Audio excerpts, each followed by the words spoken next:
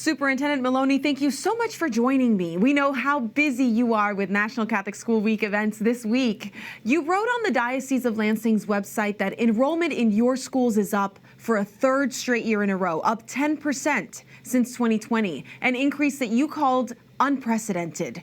What do you think is causing this growth? Well, we are so blessed, first and foremost, with an incredible leader in Bishop Boyer.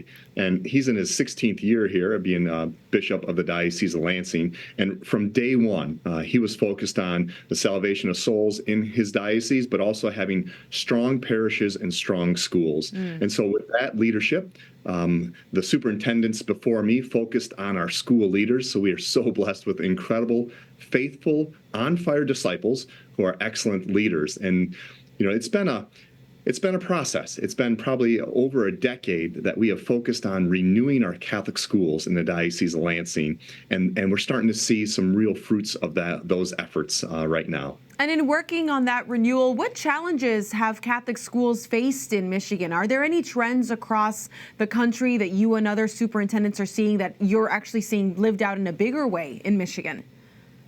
Yeah, I think, in Michigan, our Constitution is one of the most restrictive in terms of any aid coming to non-public schools, faith-based schools. And so, figuring out how to financially make our schools financially sustainable and viable is an ongoing challenge with rising costs. I think recently, the challenge is attracting, retaining faithful Catholics to teach in our schools. So trying to create pipelines from within the diocese, but outside the diocese to with some of our great Catholic higher ed institutions to bring those faithful disciples our way. So I'd say, the financial stability and attracting teachers are two of the challenges, but we seem to be doing okay on both those fronts right now. But that will never go away and something we'll always have to continue to work on. Absolutely, a work in progress. Are there any other challenges around gender ideology or any of the policies of the state that might bleed into your day-to-day? Yeah, we're blessed once again with wonderful leadership. So, it was several years ago that we put out our gender policy from the diocese, and we also have a diocesan family school agreement that every family has to sign when they enroll in our Catholic schools, and they have to sign every year. And those policies make it clear who we are, right? And who we and what we're about. So our families know when they come in that in word and deed that we're going to be teaching the fullness of the Catholic faith, and we want to partner with those parents, right? The parents are the primary educators, and our job is to partner with them and their primary duty to educate, but also get their kids to heaven.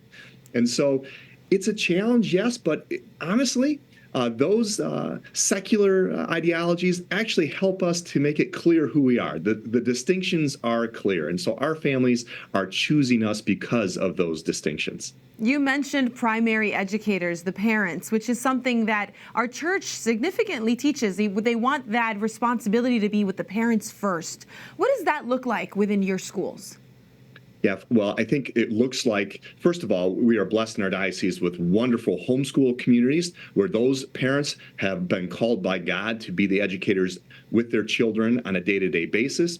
And then for the rest of our families, they know that they need to partner with the church to provide this education. So I think it starts with that family school agreement, which is intentional to instruct our families, our parents, on their duty and how we're going to partner with them. Coupled with that, many of our parishes have a parish family covenant that lays out the expectations of families attending Mass, weekly Mass, daily prayer with their children, and also delineates what they can expect from the school.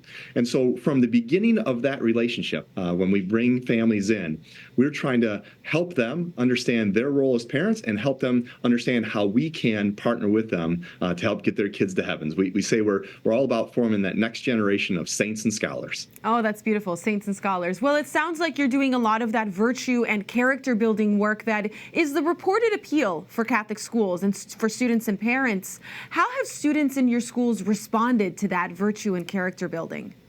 Yeah, I can remember when we implemented, we're so blessed in the Diocese of Lansing, we have right housed within our diocese the Dominican Sisters of Mary Mother of the Eucharist. And so we use their education and virtue program.